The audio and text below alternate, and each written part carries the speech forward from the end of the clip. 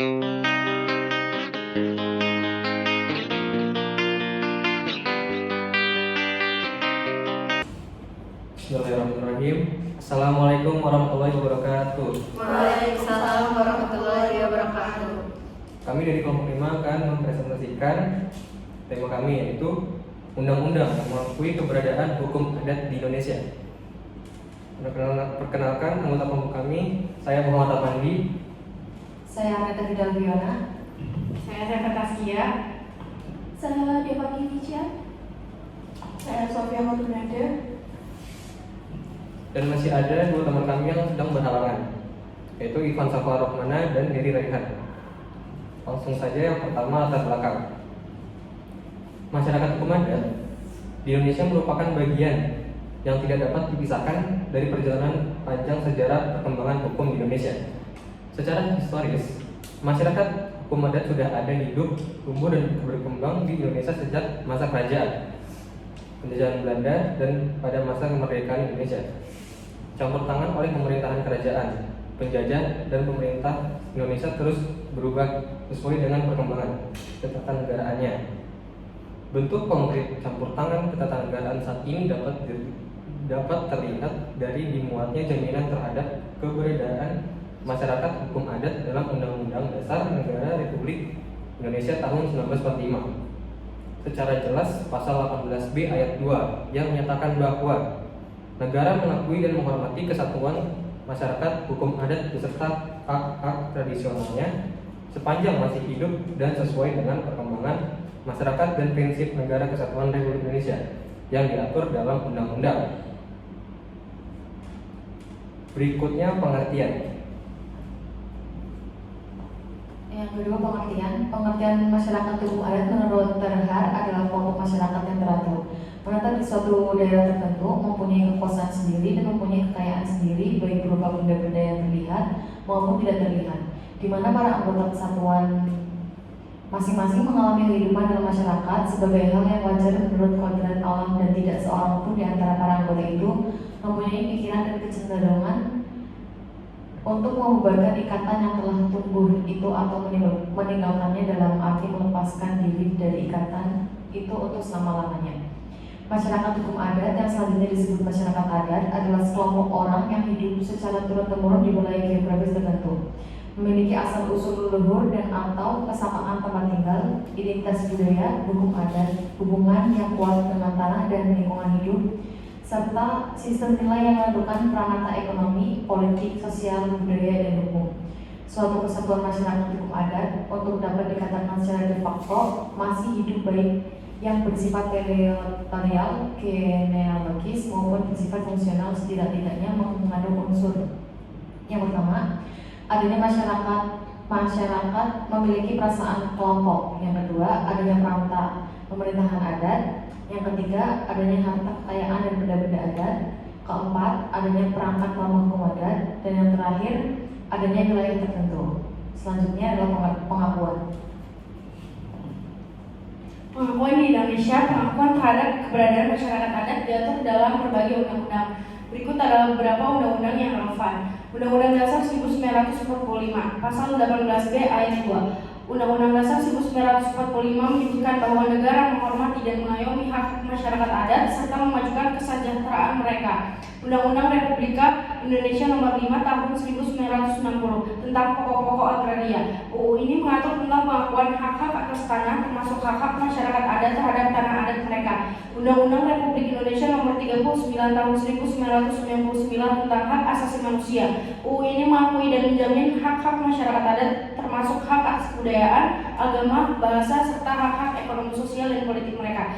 Undang-Undang Republik Indonesia Nomor 32 Tahun 2004 tentang pemerintahan daerah. UU ini memberikan pengakuan kepada masyarakat adat sebagai salah satu bagian dari kehidupan masyarakat di daerah dan memberikan ruang bagi partisipasi mereka dalam pengambilan keputusan di tingkat daerah. Undang-Undang Republik Indonesia Nomor 23 Tahun 2014 tentang pemerintahan daerah. UU ini juga memberikan pengakuan terhadap keberadaan masyarakat adat dan hak-hak mereka dalam konteks pemerintahan daerah. Selain undang-undang tersebut, terdapat juga regulasi-regulasi lain yang lebih spesifik mengenai masyarakat adat, seperti Peraturan Pemerintah Nomor 50 Tahun 2021 tentang Perlindungan Masyarakat Hukum Adat. Pengakuan dan perlindungan hak masyarakat adat di Indonesia terus berkembang sesuai dengan perkembangan hukum dan kebijakan pemerintah. Selanjutnya, dasar-dasar. Yang pertama, di sini ada dasar sosiologis. Dalam sistem hukum nasional wujud atau bentuk hukum yang dapat diterima menjadi hukum tertulis dan hukum yang tidak tertulis. Hukum yang berlaku di suatu negara dapat dibedakan menjadi hukum yang benar-benar berlaku sebagai the living law atau hukum yang hidup. Ada hukum yang dilakukan tetapi tidak berlaku sebagai the living law. Sebagai contoh, hukum yang berlaku dengan cara diberlakukan adalah hukum tertulis, yaitu dengan cara diundangkan dalam lembaga negara. Hukum adat sebagai hukum yang tidak tertulis memerlukan prosedur atau upaya seperti hukum tertulis, tetapi dapat berlaku dalam arti dilaksanakan oleh masyarakat. Dilaksanakan dan ditaati oleh rakyat tanpa harus melalui prosedur pengundangan dalam lembaga negara. Yang kemudian ada nomor kedua, dasar yuridis. Dasar berlakunya hukum adat ditinjau secara yuridis dalam berbagai peraturan perundang-undangan yang mempelajari segi yuridis dasar berlakunya hukum adat, berarti mempelajari dasar hukum berlakunya hukum adat di Indonesia. Berdasarkan fakta sejarah dapat dibagi dalam dua periode. Zaman kolonial, yaitu penjajahan Belanda dan Jepang, dan zaman Indonesia merdeka. Yang ketiga ada dasar filosofis. Dasar hukum adat filosofis adalah nilai-nilai dan sifat hukum adat itu sangat identik dan bahkan sudah terkandung dalam butir-butir Pancasila. Dasar berlakunya hukum adat ditinjau dari segi filosofi hukum adat dan hidup.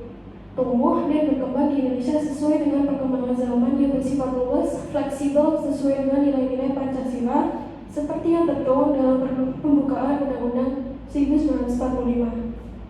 Undang-Undang Dasar Negara Republik Indonesia 1945 hanya menciptakan pokok-pokok pikiran yang meliputi suasana kebatinan dari Undang-Undang RI. Pokok-pokok pikiran tersebut menjiwai cita-cita hukum meliputi hukum negara baik yang tertulis dan yang tidak tertulis. Kemudian ada kedudukan masyarakat hukum adat. Dalam Undang-Undang Nomor 14 Tahun 1970, Pasal 27 ayat 1 ditegaskan bahwa hakim sebagai penegak hukum dan keadilan wajib menggali, mengikuti dan memahami nilai-nilai hukum yang hidup di masyarakat. Dari pasal tersebut dapat ditarik suatu kesimpulan bahwa yang menjadi dasar berlakunya hukum adat di Indonesia adalah 1. Dekret Presiden 5 Juli 1959 yang menjadi dasar berlakunya kembali Undang-Undang 1945. Kedua, ada aturan peralihan Pasal 2 Undang-Undang Dasar 1945. Ketiga, Pasal 24 Undang-Undang Dasar 1945 tentang kekuasaan kehakiman. Dan yang terakhir ada Pasal 7 ayat 1 Undang-Undang Nomor 14 1970 tentang pokok-pokok kekuasaan kehakiman.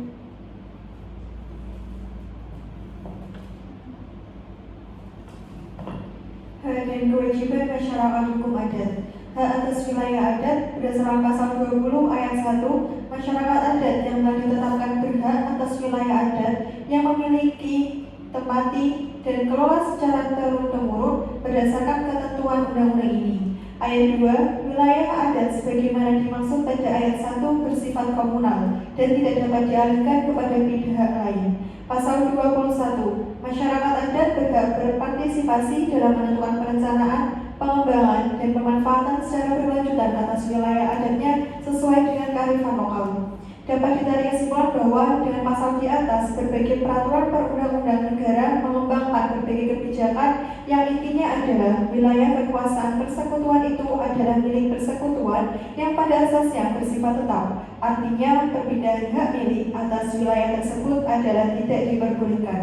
Dalam kenyataannya, terdapat pengecualian oleh karenanya di atas tadi pada dasarnya bersifat tetap.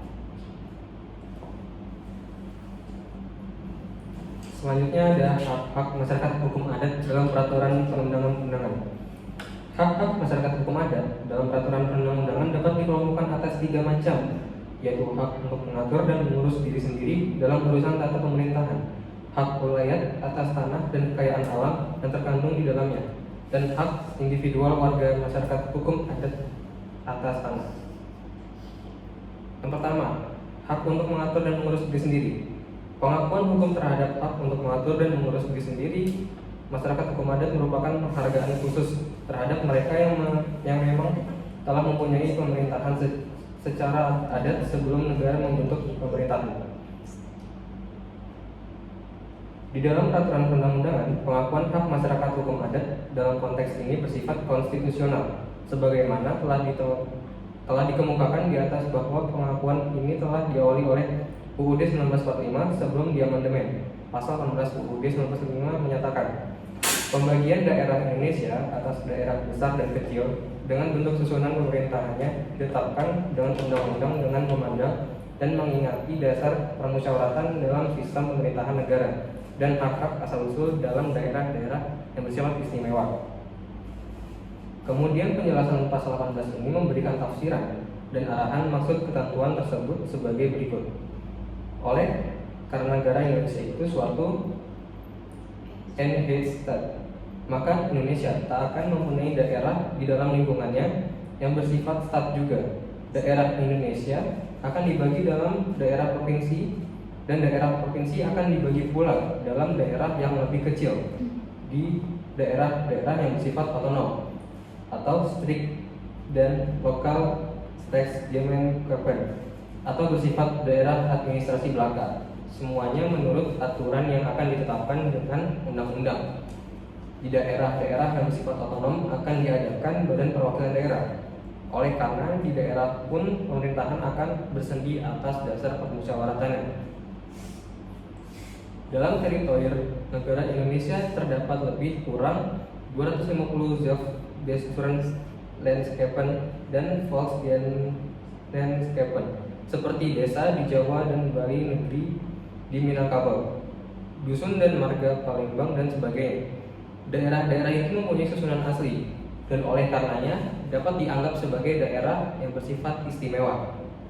Negara Republik Indonesia menghormati kedudukan daerah istimewa tersebut dan segala peraturan negara yang mengenai daerah-daerah itu akan mengingati hak-hak usul daerah tersebut. Kemudian, setelah amandemen pengakuan hak masyarakat hukum adat dalam konteks ini diatur dalam pasal 18B ayat 2 Undang-Undang 1945 sebagai berikut. Negara mengakui dan menghormati kesatuan-kesatuan masyarakat hukum adat serta hak-hak tradisionalnya sepanjang masih hidup dan sesuai dengan perkembangan masyarakat dan prinsip negara kesatuan Republik Indonesia yang diatur dalam undang-undang. Sebagaimana telah dikemukakan di atas, Indonesia melalui proses legislasi telah berupaya mengimplementasikan pesan konstitusional ini ke dalam berbagai undang-undang yang mengatur pemerintahan daerah dan desa. Bahkan di dalam UU Nomor 6 Tahun 2014 tentang desa telah dibuka kemungkinan kesatuan masyarakat hukum untuk kembali menjalankan kedudukannya sebagai penyelenggara urusan pemerintahan publik dengan status desa adat. Selanjutnya ada hak wilayah. Hak wilayah berbeda dengan hak mengatur dan mengurus diri sendiri yang turun dari pasal 18 Undang-Undang Dasar 1945 asli dan pasal 18B ayat 2 Undang-Undang Dasar 1945 setelah amandemen. Pengakuan hak wilayah masyarakat hukum adat turun dari pasal 33 ayat 3 Undang-Undang Dasar 1945. Pasal ini berbeda dalam bab 4 tentang perekonomian nasional dan kesejahteraan sosial. Untuk pengaturan tentang pengakuan hak wilayah masyarakat hukum adat hendaknya dipahami sebagai pengakuan terhadap kedaulatan ekonomi masyarakat hukum adat atas tanah dan sumber kekayaan alamnya. Tujuannya adalah untuk mewujudkan kesejahteraan sosial bagi seluruh warga masyarakat hukum adat. Untuk lebih jelas berikut dikutip bunyi pasal 33 ayat 3 Undang-Undang Dasar 1945. Bumi dan air dan kekayaan alam yang terkandung di dalamnya dikuasai oleh negara dan dipergunakan untuk sebesar-besarnya makmuran rakyat. Dalam peraturan perundang-undangan, pengaturan terhadap pengakuan keberadaan hak wilayah masyarakat hukum adat pertama kali terdapat dalam Undang-Undang Nomor 5 Tahun 1960 tentang peraturan dasar pokok-pokok agraria. Bila dilihat rujukan konstitusionalnya, UUPA sebetulnya dimaksudkan sebagai turunan atau pelaksanaan dari pasal 33 ayat 3 UUD 1945, khususnya tentang implementasi dari hak penguasaan negara atas bumi, air, dan kekayaan alam. Dalam konteks inilah UUPA menegaskan bahwa walaupun pada prinsipnya bumi, air, dan kekayaan alam dikuasai oleh negara, namun keberadaan hak ulayat masyarakat hukum adat tidak dihilangkan. Dalam rangka mewujudkan cita-cita untuk sebesar-besar kemakmuran rakyat, hak ulayat masyarakat hukum adat diakui sepanjang kenyataan masih ada. Ketentuan ini terdapat secara khusus dalam pasal 3 UUPA sebagai berikut. Dengan mengingat ketentuan-ketentuan dalam pasal 1 dan 2, pelaksanaan hak ulayat dan hak-hak yang serupa itu dari masyarakat ke masyarakat hukum adat, sepanjang menurut kenyataannya masih ada, harus sedemikian rupa sehingga sesuai dengan kepentingan nasional dan negara yang berdasarkan atas persatuan bangsa, serta tidak boleh bertentangan dengan undang-undang dan peraturan-peraturan lain yang lebih tinggi. Dalam berbagai undang-undang sektoral, pengakuan hak ulayat kemudian diatur sesuai dengan kepentingan sektor masing-masing. Peraturan perundang-undangan sektoral yang paling besar perhatiannya terhadap keberadaan hak ulayat adalah di bidang kehutanan, karena memang objek pengaturannya berkaitan langsung dengan kehidupan masyarakat hukum adat.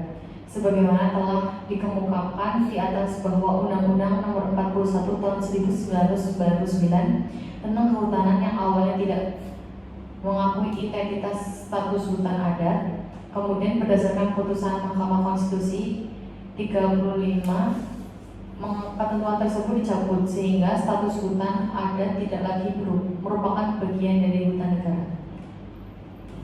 Dilanjut dengan hak individual. Di samping hak ulayat, hak individual atau hak milik warga masyarakat hukum adat sebagai warga negara Indonesia juga dilindungi oleh undang-undang, apalagi atas tanah dan kekayaan alam. Khusus terhadap tanah dan kekayaan alam, hak individual atau hak milik warga masyarakat hukum adat diakui dan dilindungi oleh Undang-Undang Dasar 1945 Pasal 28H ayat 4 Undang-Undang Dasar 1945 menegaskan setiap orang berhak mempunyai hak milik pribadi dan hak milik tersebut tidak boleh diambil alih secara senang-menang oleh siapapun.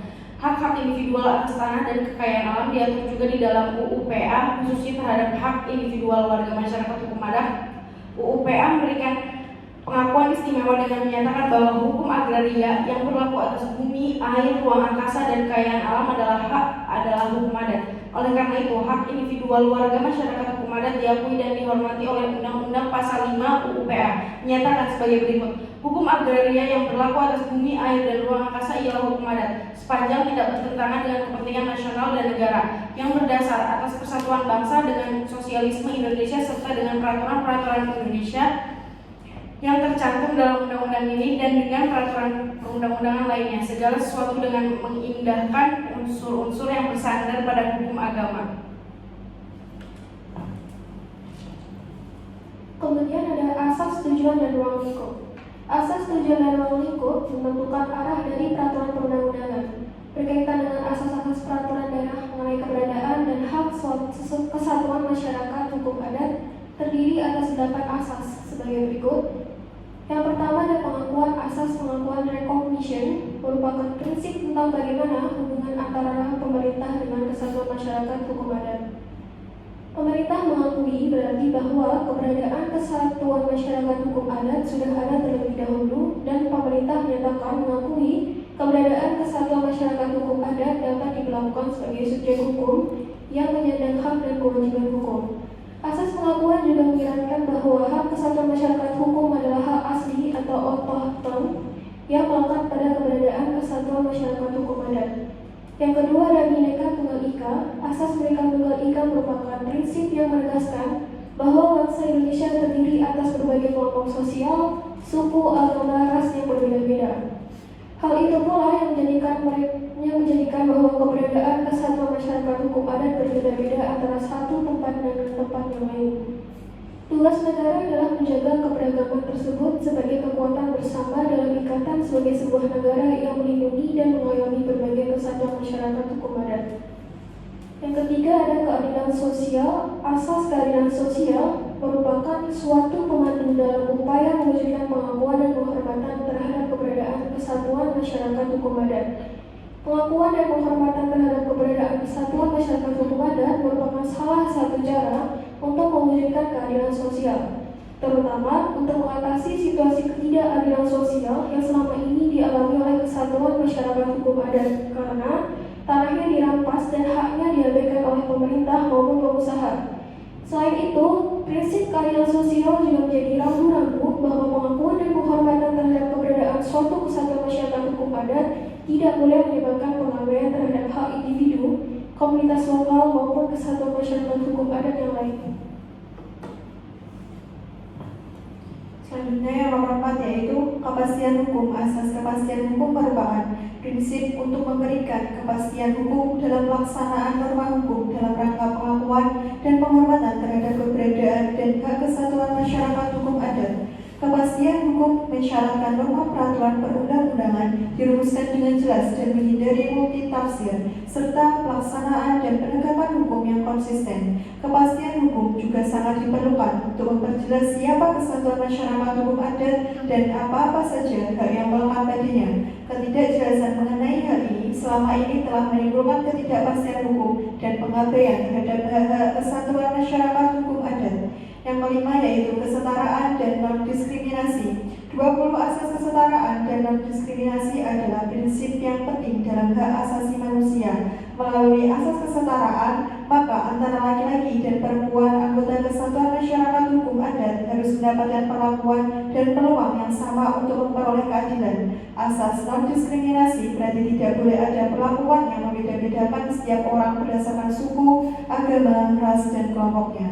Yang keenam yaitu keberlanjutan lingkungan. Asas keberlanjutan lingkungan merupakan prinsip untuk menjaga kelestarian lingkungan hidup dengan memperhatikan daya tampung dan daya dukung lingkungan untuk mengimbangi beban pembangunan yang dilakukan.